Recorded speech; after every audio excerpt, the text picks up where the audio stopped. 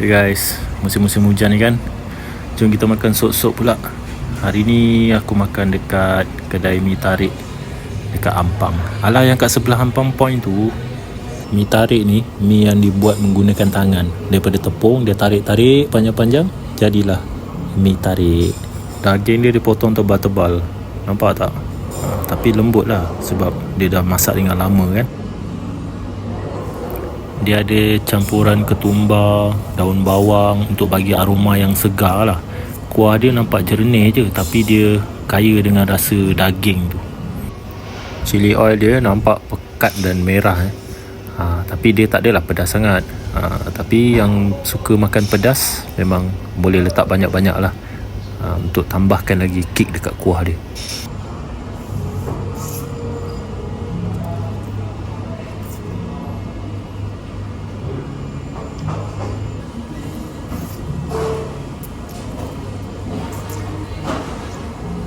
Lepas tu aku ada order dumpling. Bukan dumpling ayam, bukan dumpling daging, tapi lamb dumpling. Nampak kemas je lipatan dumpling ni, dan rasa dia tak payah cakap lah, memang ngam betul lah. Memang sedap sebab dia lamb kan.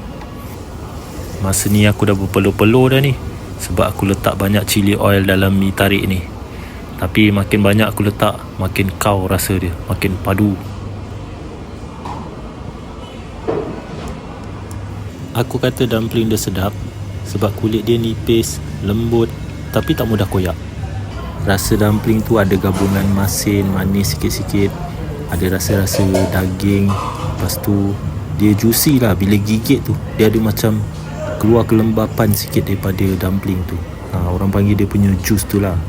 Lepas tu biasanya dekat dalam dumpling dia orang akan macam cincang halus-halus sayur kat dalam tu untuk bagi aroma, tambahkan lagi aroma dan bau wangi dia tu.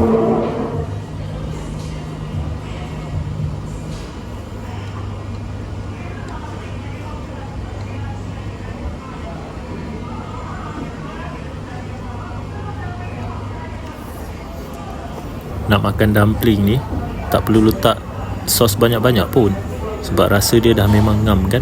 Tapi aku ni ada masa-masa hantu cili juga, so aku letaklah banyak-banyak chili oil tu. Kan dah berpeluh dah.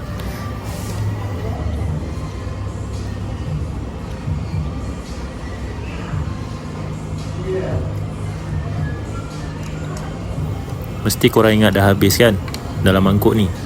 Belum lagi, ada banyak lagi ni Daging dia pun besar-besar, tebal-tebal ni Memang puas lah, makan semangkuk pun dah memang kenyang gila dah.